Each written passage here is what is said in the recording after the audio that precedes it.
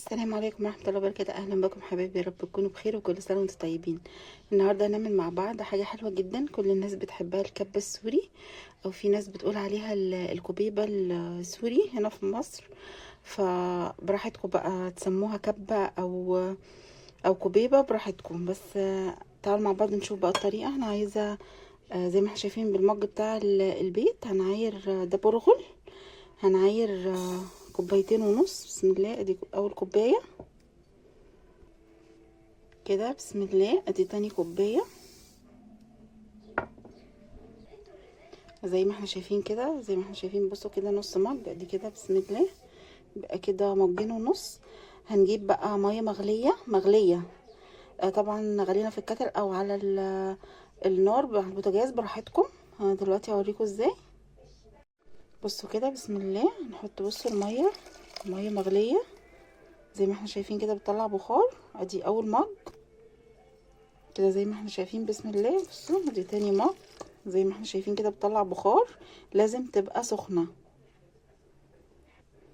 بعد كده هنحط نص المج بسم الله، برضو بالمج اللي احنا عايرنا بيه البرغل.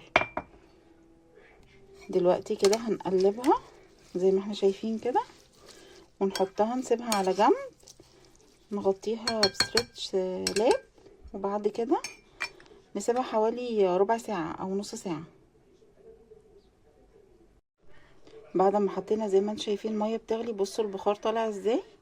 دلوقتي هنقلبه كده، وزي ما قلت لكم هنقفله باسترتش لاب كده. بسم الله. ولازم يكون البرغل ناعم، ما تجيبوش خشن. بصوا كده هنقفله بالاسترتش لاب زي ما قلت لكم كده. بسم الله، شايفين لازم يكون مشبر كده، عشان طبعا البرغل يتعجن معانا كده ويبقى يدي نتيجة كويسة كده. بقى زي ما قلت لكم هنحطه على جنب حوالي نص ساعة. وبعد كده تعالوا نعمل دلوقتي اللحمة المفرومة مع بعض. دلوقتي زي ما احنا شايفين طبعا عايزين لحمة زي ما احنا شايفين كده. دي مفرومة طبعا نص كيلو، حوالي نص كيلو طبعا من عند الجزار زي ما انتم شايفين. وعايزة بصلة كبيرة او بصلتين كبار متقطعين زي ما انتم شايفين كده. وعايزة ملح وفلفل وكمان بصل بودر. بس ده اللي انا عايزاه. ممكن تحطوا لو حابين القرفة سنة بسيطة، قرفة بجد بتفرق في الطعم. احنا جبنا زي ما احنا شايفين حلة سخنتها شوية على النار. بصوا السمنة كام فيها ازاي. هحط معلقتين سمنة زي ما احنا شايفين على معلقتين زيت ذرة كده زي ما احنا شايفين. بسم الله. دلوقتي بسم الله هننزل بالبصل، هندبله كده شوية. وبعد كده هننزل باللحمة عليه. دلوقتي زي ما احنا شايفين البصل خلاص بصوا اتدبل كده شوية خلاص. كده بقى هنزل باللحمة، وبعد كده هنزل بالتوابل عليه. بسم الله. نص كيلو زي ما قلنا.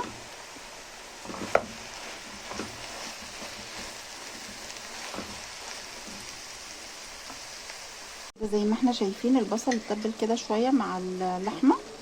دلوقتي بسم الله هحط معلقتين صغيرين كده فلفل اسمر زي ما احنا شايفين كده.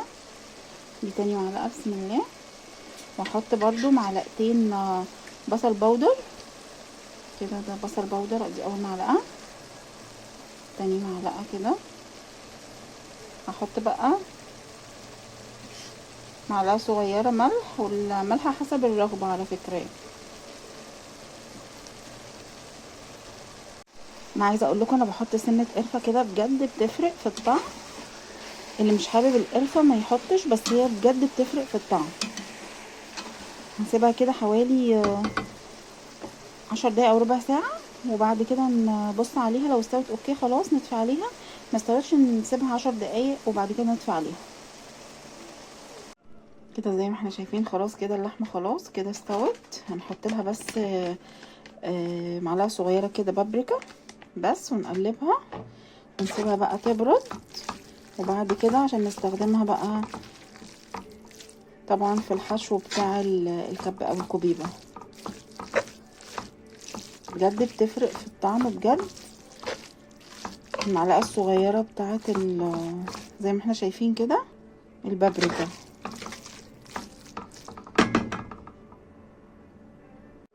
طبعا انا عايزه اقول لكم طبعا اللحمه كده استوت 90%. انا عايزاها كده عشان طبعا هي لسه هتتحشي في الكوبيبه او الكبه، فطبعا طبعا هنحمرها تاني في الزيت بعد ما طبعا نشكلها، فطبعا لازم متبقاش ايه 100% سوا. زي ما احنا شايفين كده كده بعد ساعه. بصوا بسم الله، نشيل طبعا اللي هو الستريتش ده. بصوا عايزه اقول لكم، بصوا بقت خلاص كده زي ما احنا شايفين. بس نحاول بقى بصوا عايزه اقول لكم لو لقيتوها خشنه شويه ممكن تحطوها في الكبه يعني مرتين كده بس هي بصوا هي زي ما قلت لكم. بصوا خلاص هي كده اتعملت طبعا عشان الميه السخنه اللي احنا حطيناها. عايزه اقول لكم دلوقتي طبعا زي ما احنا شايفين كده، دلوقتي طبعا هنقعد طبعا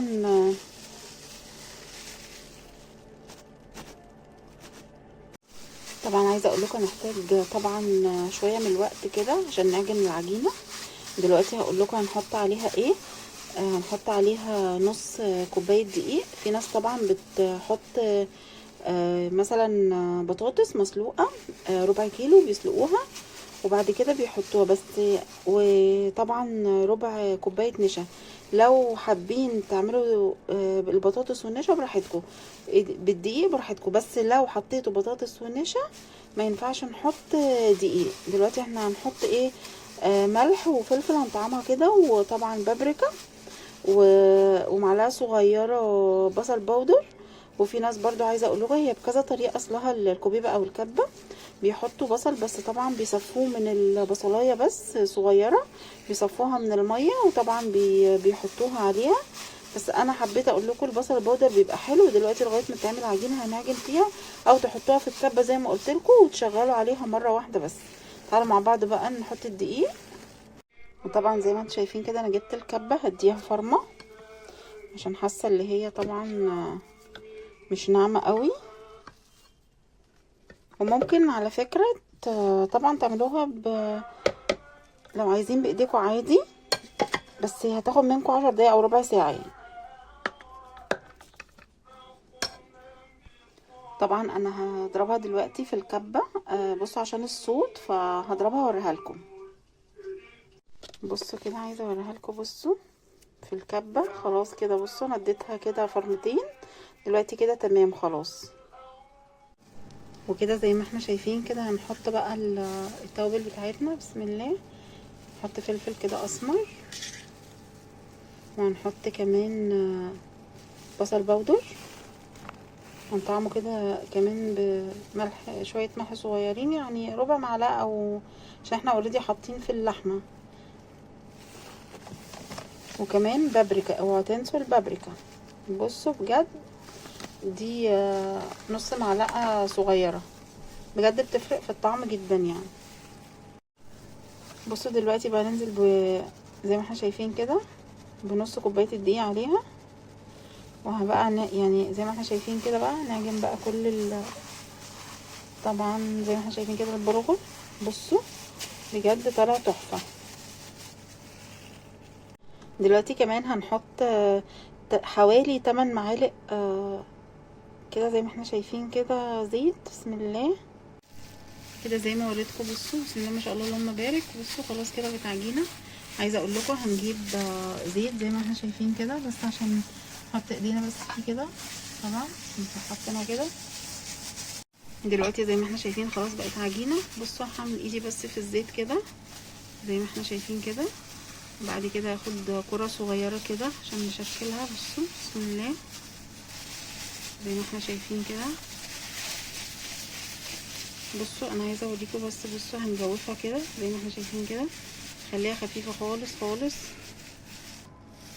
زي ما احنا شايفين كده. بصوا نخليها خفيفه جدا كده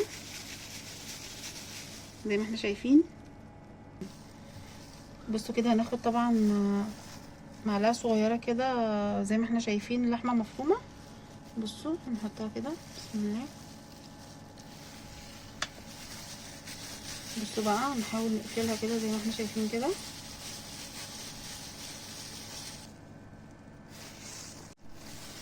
بصوا بقى كده ونقفلها كده زي ما احنا شايفين كده، يبقى ليها بوس كده ومن هنا برضو كده بس زي ما احنا شايفين كده. هنعمل بقى كل الكمية كده. دلوقتي هاخد برضو زي ما وريتكم كده زيت، وبعد كده هاخد قطعة كده من البرغل كده زي ما احنا شايفين. بسم الله هنكورها كده، نخليها كده زي ما احنا شايفين كده. بصوا بعد كده بقى نمسك كده، بصوا نجوفها كده عشان تبقى خفيفة زي ما احنا شايفين كده. نحط بقى اللحمة المفرومة زي ما احنا شايفين كده طبعا. بسم الله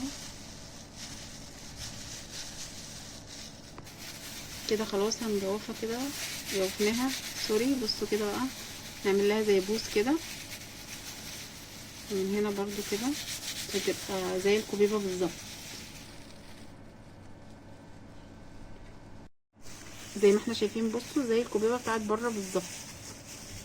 دلوقتي بقى عايزه اوريكم شكل تاني. في ناس على فكره برضو نحط ايدينا في الزيت كده، وفي ناس بصوا تاخد كرة صغيره مش كبيره قوي بتكورها عادي كده